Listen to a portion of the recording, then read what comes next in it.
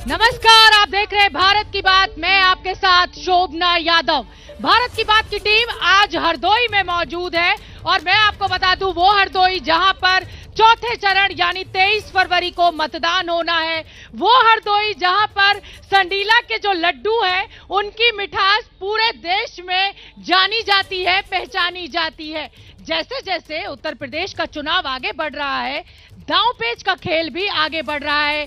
ये दांव पेच का खेल चाहे भाषणों के जरिए आगे बढ़ रहा हो और या फिर चुनावी रैलियों के जरिए।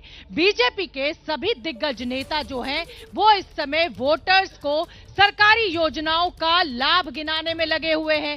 खुद प्रधानमंत्री नरेंद्र मोदी आज फतेहपुर में मौजूद थे और फतेहपुर में उन्होंने सरकारी योजनाएं जो हैं, जो सरकारी स्कीम्स हैं, उनको गिनाया। लेकिन समाजवादी पार्टी के नेता अखिलेश यादव बीजेपी के सभी दावों को खारिज कर रहे हैं। अब सवाल ये उठता है कि गरीबों का भला करने के लिए, गरीबों की भलाई के लिए जो सरकारी योजनाएं लाई गई हैं, क्या उत्तर प्रदेश के चुनाव में वो बीजेपी का भला कर पाएंगी? तो चलिए फटाफट मेहमानों से मैं आपका तारुफ करा देती हूं कि ये जो सरकारी स्कीम्स हैं, क्या ये बीजेपी का भला उत्तर प्रदेश चुनाव में कर पाएंगी? मेरे साथ सौरभ मिश्रा जी बीजेपी के जिला अध्यक्ष, आदर्श दीपक मिश्रा जी राष्ट्रीय सचिव समाजवादी पार्टी के और विक्रम पांडे जी कांग्रेस के नेता हमारे बीच मौजूद है। तो जोरदार तालियां हरदोई की जनता के लिए। होंगे सवाल जवाब, तो हरदोई की जनता एक बार जोरदार तालियां हो जाए। और सवाल की शुरुआत मैं करूंगी सौरभ मिश्रा जी से। गरीबों की भलाई के लिए जो सरकारी योजनाएं गिनाई जा रही हैं, क्या बीजेपी का भला उन सरकारी योजनाओं के वोटर्स से होगा?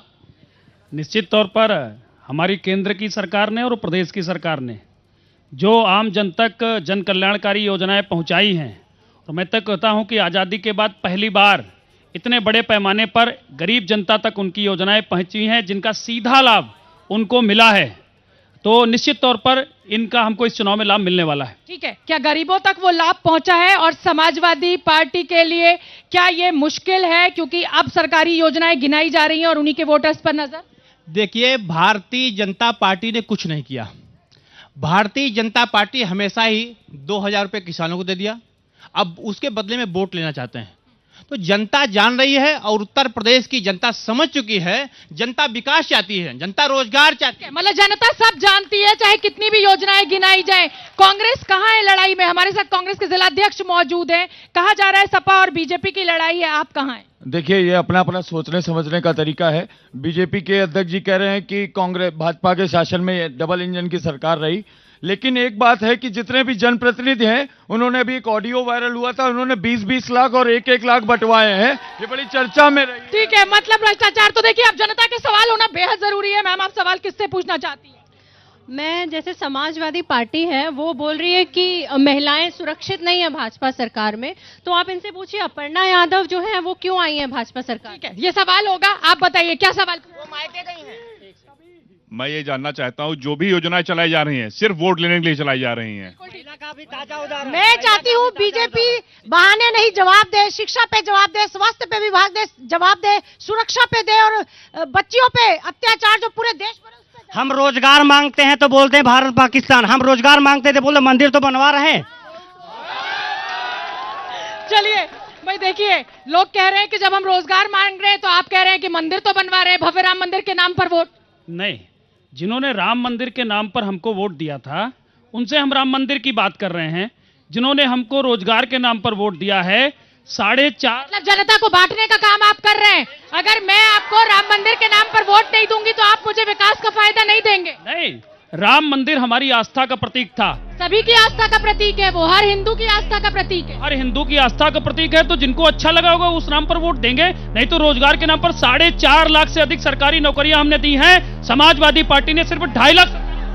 आपके ऊपर आरोप, आप कह रहे हैं कि महिलाएं सुरक्षित नहीं है, तो फिर अपर्णा यादव आपके परिवार की बहू क्यों आ गई बीजेपी में? देखिए, भारतीय जनता पार्टी के लोग बड़ा चालाक लोग हैं। आपको पता है स्वाति सिंह का क्या हुआ? महिलाओं की बात करने वाली भाजपा स्वाति सिंह के साथ गद्दारी कर दी।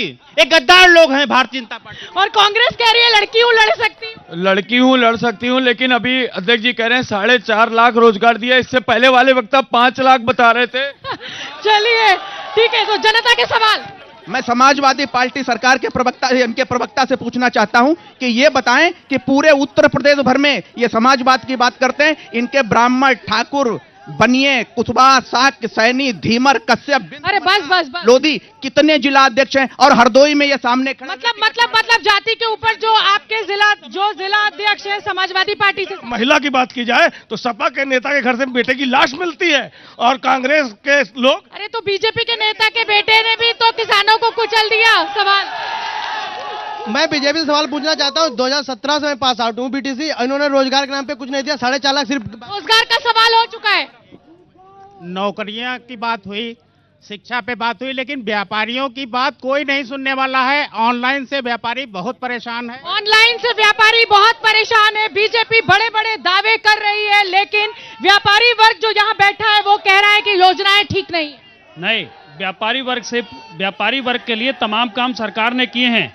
आज से पहले समाजवादी पार्टी की सरकार हो चाहे बहुजन समाज पार्टी की सरकार हो, पूरा व्यापारी वर्ग चंदे मांगने वालों से परेशान था।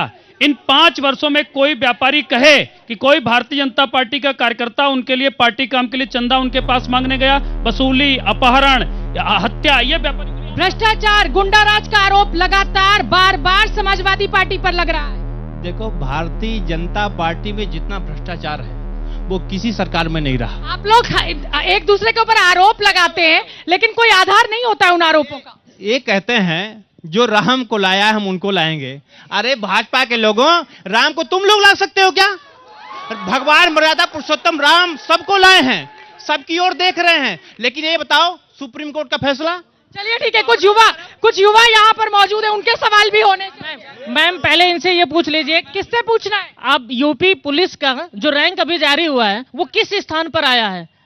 बिहार सबसे लास्ट में। आप क्राइम की बात कर रहे हैं, क्राइम की बात कर रहे हैं। जो बीजेपी सरकार कह रही है कि हमारी जो शासन व्यवस्था सबसे अच्छी है, वही देख ले कि हमारी जो सरकार है। ठीक है, कानून व्यवस्था, मैम मेरा शिक्षा पे सवाल है। हरदोई का शिक्षा स्तर बहुत ही गिरा हुआ है और किसी विचारक ने कहा है अगर कानून व्यवस्था और शिक्षा की स्थिति की मैं ये पकौड़े बेचने वाली सरकार के मुख्यमंत्री से पूछना चाहता हूँ। ये इन्होंने कहा था युवा यहाँ उत्तर प्रदेश में युवा योग्य नहीं है, नौकरी योग्य नहीं है।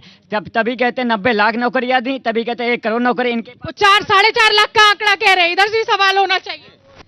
मेरा ये कहना है कि नौकरियों की जो बात कर रहे हैं, 10 साल तक ये क्या करते रहे? तब तो एक भी नौकरी नहीं दी। और क्योंकि मैं एक कॉलेज की, स्कूल की मैनेजर हूं, मैं जानती हूं कि 10 साल से जो सवाल भाषण नहीं, सवाल। तो मैं इनसे यही पूछना चाहती हूं कि ये क्या कर रहे थे? समाजवादी पार्टी ने क्या किया? राम को लाने वालों की बात छोड़ दो, क्या ये कृष्ण को लाएंगे? इनसे पूछो। चलिए देखिए, यहाँ पर कानून व्यवस्था की बात युवाओं के द्वारा की जा रही है, शिक्षा की बात की जा रही है, तमाम छात्र सड़कों पर है। क्या जवाब? देखिए, हर सरकार में जब भी चुनाव आता था किसी सरकार के बाद में, तो ध्वस्त कानून व्यवस्था चुनाव का मुद्दा होता था। लेकिन इस बार मुद्दा है कि अपराधियों पर बुलडोजर चल रहा है, जेसीबी चल रही है, उनके खिलाफ सख्त कार्रवाई हो रही है। तो क्या बुलडोजर चलाकर और एनकाउंटर कर ही आप कानून व्यवस्था को संभाल पाएंगे? अपराधियों के खिलाफ बुलडोजर चलता है और भगवान सिर्फ वो तो आप बाहुबलियों के खिलाफ चला रहे हैं ना बुलडोजर, उसके नाम पर आप जनता को ये संदेश देने की कोशिश क्यों कर रहे हैं कि इससे कानून व्यवस्था बहाल होगी? बाहुबली तो जेल में आप डालिए ना। पर अपराधियों के खिलाफ में जब सरकार का खौफ होगा, कानून व्यवस्था का पालन कराने वालों का खौफ होगा, तो निश्चित तौर पर कानून व्यवस्था प्रदेश की। ठीक है, समाजवादी पार्टी के ऊपर देखिए, उन मैडम ने बैठ के आरोप लगाया कि 10 साल तक सत्ता में रहे, तब नौकरियां क्यों नहीं आप पैदा कर पाए? समाजवादी पार्टी ने सबसे ज्यादा नौकरी देने का काम किया है। और भारतीय जनता पार्टी ने क्या किया? हिंदू मुस्लिम कराने का काम किया, मंदिर मस्जिद करने का काम किया। मैं बताना चाहता हूं, देश के प्रधानमंत्री नरेंद्र मोदी जी पाकिस्तान खीर खाने क्यों गए? अगर हमारा क्या जिक्र है? बीजेपी कह रही है कि पूरे जितने उत्तर प्रदेश के गुंडे हैं वो भाग गए और भयमुक्त समाज रहा। सबसे बड़ा जिसने किसानों के ऊपर गाड़ी चढ़ाई वो आदमी अमित शाह के पीछे खड़ा रहता है हर समय। ठीक है, सवाल का वक्त है।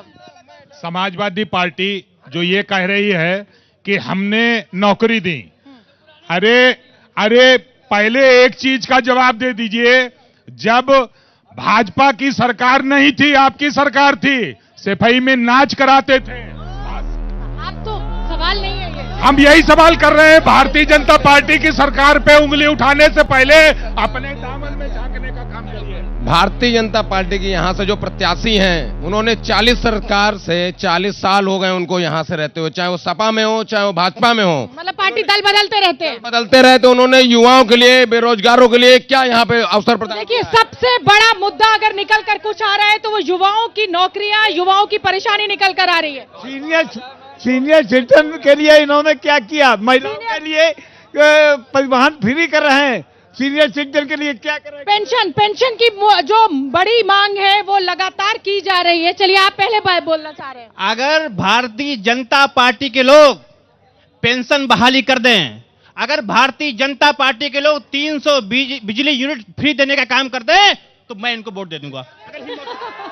चलिए, देखिए, समाजवादी पार्टी का नेता, एक वोट आपका बढ़ जाएगा, लेकिन पेंशन स्कीम का जिक्र बार बार किया जा रहा है। एक तो आप मेरी पहले पूरी बात सुनिए, आप बार बार माइक पीछे हटा लेती मेरी पूरी बात सुनने से पहले। देखिए, जब 2004 में पुरानी पेंशन खत्म हुई थी, तब समाजवादी पार्टी की सरकार थी। मेरा समाजवादी पार्टी के लोगों से पूछना है कि तब ये पेंशन क्यों खत्म हुई। उसके बाद 2012 से 17 के बीच में पूर्ण बहुमत की इनकी सरकार रही, इन्होंने 300 यूनिट बिजली क्यों नहीं फ्री की और पुरानी पेंशन क्यों नहीं बहाल की? इसके पीछे अपनी मंशा बताएं। बिल्कुल, देखिए, बड़ा सवाल निकलकर सामने आया है कि उस दौर में जब आप सत्ता में थे, तब तो आपने किसानों को फ्री बिजली या डोमेस्टिक फ्री बिजली की बात नहीं की। आज जब आपको वोट मांगना है, वोट की दरकार है, तो आप फ्री बिजली की बात कर रहे हैं। देखिए, अखिलेश यादव जैसा नेता होना बड़ा मुश्किल है। अखिलेश यादव जी जानते हैं नौजवानों का भविष्य अगर जो है, अगर नौजवानों को नौकरियां मिल सकती है तो समाजवादी पार्टी की सरकार मिल सकती है। अगर किसानों को फ्री, मेरा सवाल फ्री बिजली को है, किसानों को फ्री बिजली अगर कोई दे सकता है तो अखिलेश यादव भी दे सकते हैं और देने जा रहे हैं। अगर भाजपा के लोगों ने क्यों नहीं किया? हमारे नेता करने जा रहे हैं, आप वादा क्यों नहीं कर रहे हो? आप करिए।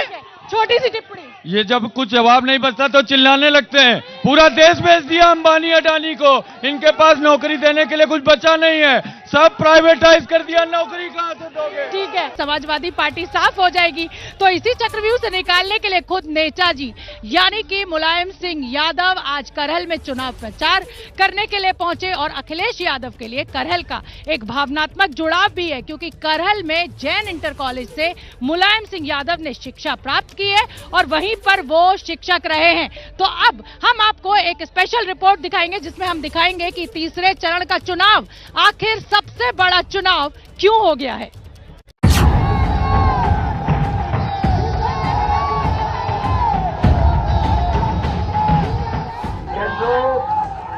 और हमारे सभी लोग जान गए हैं कि पहले और दूसरे चरण में ही समाजवादी पार्टी और गठबंधन के लोगों ने शतक मार लिया है।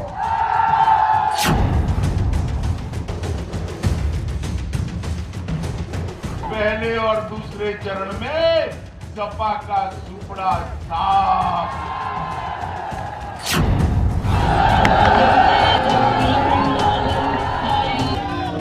ये तीसरा और चौथा चरण जब हो जाएगा, चौथे चरण के बाद ही समाजवादी पार्टी की सरकार बन जाएगी।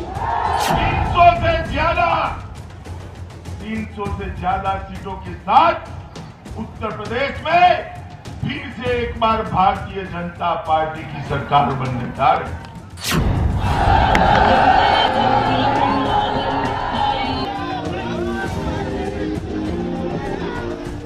ये भाईचारा बनाम भारतीय जनता पार्टी का चुनाव है। याद करिए, समाजवादी पार्टी ने तो भगवान कृष्ण की जन्माष्टमी पर भी रोक लगा दी थी।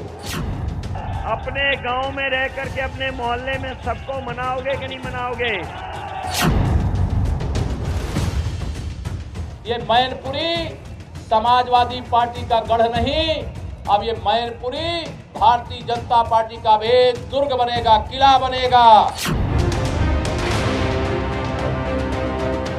अपने अपने दावे और एक दूसरे पर बयानों के बाउंसर के साथ तीसरे चरण के चुनाव का काउंटडाउन शुरू हो चुका है।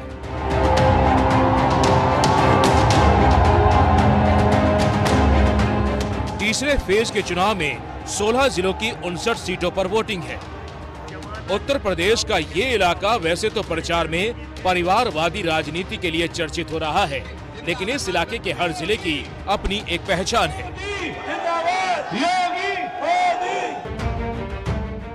फिरोजाबाद की पहचान चूड़ी है तो कन्नौज इत्र की राजधानी कही जाती है। कानपुर की पहचान चमड़े के साथ ही बड़े औद्योगिक शहर के तौर पर है। इसी तरह हर जिले की अपनी खासियत है और उस खासियत का वास्ता रोटी और रोजगार से है, जो चुनाव में मुद्दा है। सियासी तौर पर देखें तो फिरोजाबाद, मैनपुरी, इटावा, कन्नौज का इलाका समाजवादी परिवार का गढ़ माना जाता रहा। हालांकि 2017 के विधानसभा और 2019 के लोकसभा चुनाव में समाजवादी परिवार अपने गढ़ को नहीं बचा पाया था। इस बार अपने इसी किले पर दोबारा कब्जे के लिए अखिलेश यादव मैनपुरी की करहल सीट से मैदान में है। अखिलेश यादव की रणनीति करहल के जरिए आसपास की विधानसभा सीटों पर यादव मतों की गोलबंदी समाजवादी पार्टी के पक्ष में कराने की है। 2017 के विधानसभा चुनाव में इलाके की 59 में से 49 सीटें बीजेपी ने जीत ली थी, जबकि यादव बहुल इलाका और समाजवादी पार्टी का गढ़ होने के बावजूद पार्टी को सिर्फ 8 ही सीटें मिली थी। इस बार अखिलेश यादव की रणनीति इन नतीजों को उलटने की है। ये तीसरा और चौथा चरण जब हो जाएगा, चौथे चरण के बाद ही समाजवादी पार्टी की सरकार बन जाएगी और 7वें चरण तक आप देख लेना, भारतीय जनता पार्टी के बूथों पर सन्नाटा छा जाएगा और भूत नाचेंगे भूत। जिन 16 जिलों में तीसरे फेज में वोटिंग है, उनमें फिरोजाबाद, मैनपुरी, कासगंज, एटा, फर्रुखाबाद, कन्नौज, इटावा और झांसी यादव बहुल जिले हैं। और इसी यादव बहुल इलाके में जीत का परचम लहराने के लिए समाजवादी पार्टी से लेकर बीजेपी के नेता तक जोर लगा रहे हैं। पिछले 4 दिनों में बीजेपी के उम्मीदवारों को जिताने के लिए अमित शाह से लेकर सीएम योगी तक इस इलाके में सभाएं कर रहे हैं। मैनपुरी वालों ने उस पर 300 पार का महल बनाना है, महल बनाना है। अपने परिवार और खानदान के बाहर वो सोच ही नहीं सकते, लेकिन चूंकि सोच परिवारवादी है, इसलिए किसी दूसरे को पनपने ही नहीं देंगे, आगे बढ़ने ही नहीं देंगे। और यही तो करते थे ये लोग। बीजेपी के दिग्गज ताबड़तोड़ रैलियां कर अखिलेश यादव और समाजवादी पार्टी पर निशाना साध रहे हैं, जिससे समाजवादी परिवार पर हमला कर वो गैर यादव वोटरों को एकजुट कर सके। ऐसा होने से उनको लगता है कि पिछला प्रदर्शन दोहराया जा सकता है। बीजेपी की इस रणनीति की पुष्टि टिकट बंटवारे से भी होती है। तीसरे फेज की 59 सीटों में बीजेपी ने सिर्फ एक यादव उम्मीदवार उतारा है, जबकि समाजवादी पार्टी ने 16 और बीएसपी ने 3 उम्मीदवार दिए हैं। अखिलेश यादव का जब मैनपुरी की करहल सीट से चुनाव लड़ने का ऐलान हुआ था, तब ये माना जा रहा था कि लड़ाई एक तरफा होगी, लेकिन बीजेपी ने केंद्रीय मंत्री एसपी सिंह बघेल को उतारकर मुकाबला दिलचस्प बना दिया। शायद यही वजह है कि अखिलेश के लिए आज मुलायम सिंह यादव को भी वोट मांगने करहल जाना पड़ा। लाखों लोग हैं, इसलिए बड़ी उम्मीद के साथ आए हैं, तो मैं विश्वास दिलाता हूँ समाजवादी पार्टी आपकी उम्मीदों को पूरा करेंगे। आज एक तरफ बेटे के लिए मुलायम सिंह यादव ने वोट मांगा, तो दूसरी ओर करहल में ही अमित शाह ने बीजेपी उम्मीदवार एसपी सिंह बघेल का प्रचार किया। मेरा कार्यक्रम आज बुंदेलखंड में लगा था।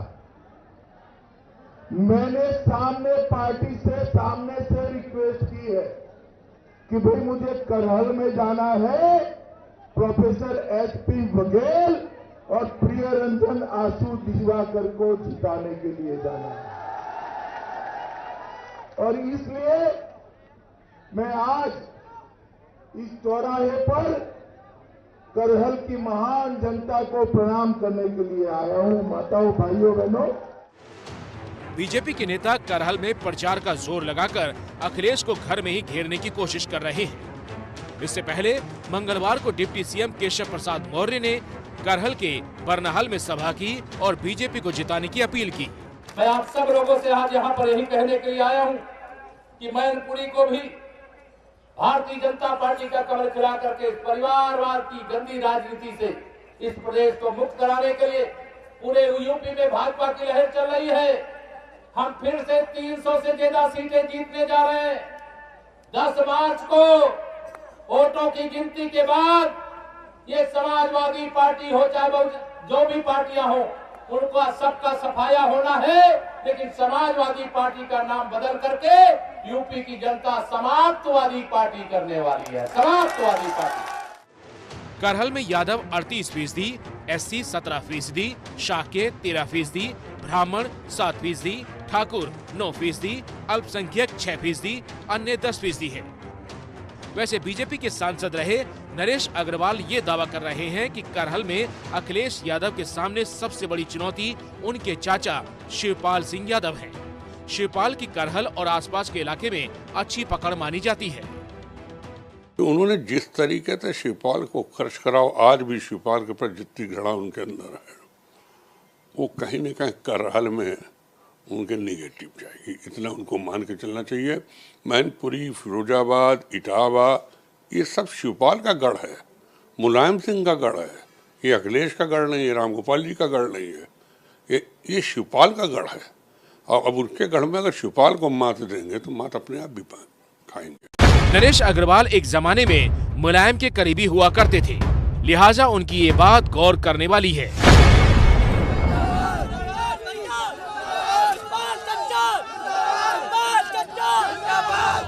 वैसे दूसरा सच ये भी है कि शिवपाल यादव खुद अखिलेश के लिए करहल के गांवों में घूम घूम कर प्रचार कर रहे हैं। अब 20 तारीख को साइकिल का बटन दबाना है, सब लोगों को बटन दबाना है। अखिलेश यादव को मुख्यमंत्री बनाना है। हालांकि मुलायम सिंह यादव आज जब करहल में अखिलेश यादव के लिए वोट मांगने पहुंचे तब मंच पर पूरा यादव परिवार दिख रहा था, नहीं दिख रहे थे तो शिवपाल सिंह यादव।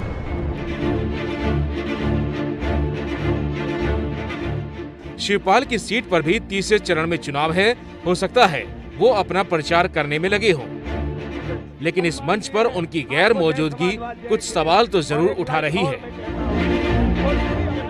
मंच पर मुलायम सिंह यादव के साथ धर्मेश यादव, तेज प्रताप यादव पहले से मौजूद थे। जो बेटी जलाए हैं हम उनको भगाएंगे, जो सांड को लाए हैं हम उनको हटाएंगे। यूपी में सपा वाली साइकिल को जिताएंगे।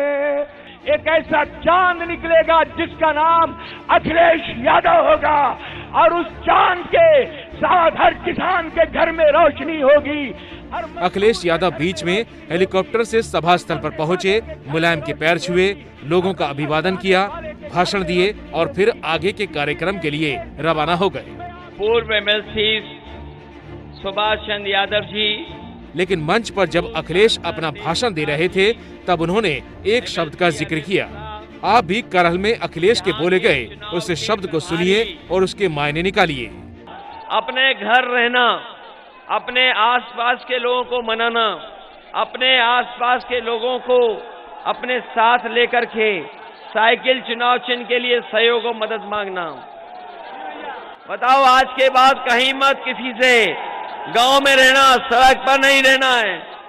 ये विरोधी लोग कुछ भी कह सकते हैं, कुछ भी साजिश कर सकते हैं।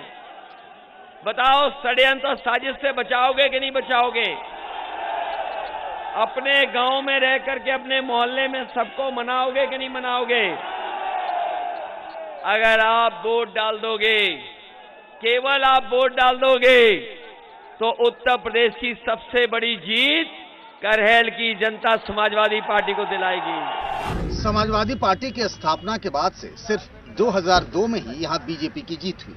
तब मौजूदा विधायक सोवरन सिंह यादव यहां बीजेपी से जीते थे। उसके बाद लगातार 3 बार वो समाजवादी पार्टी के टिकट पर चुनाव जीतकर विधायक बन चुके हैं और इस बार उनके ही आग्रह पर अखिलेश यादव इस बार करहल से विधानसभा का चुनाव लड़ रहे हैं।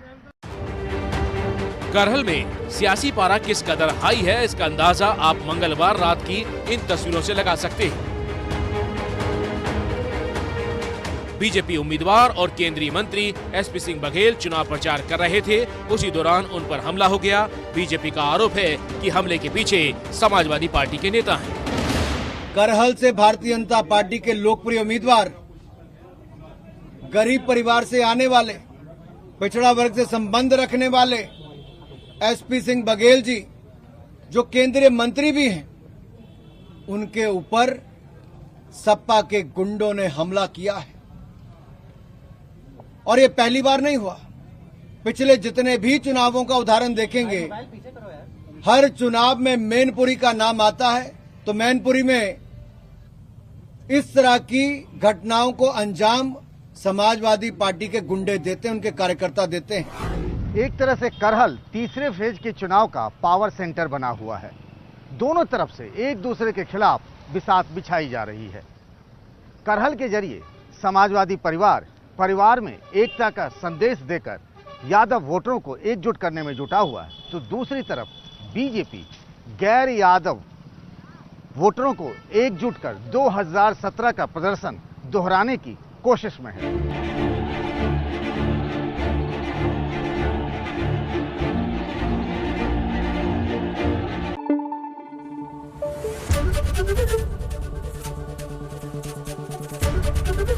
एबीपी न्यूज आपको रखे आगे।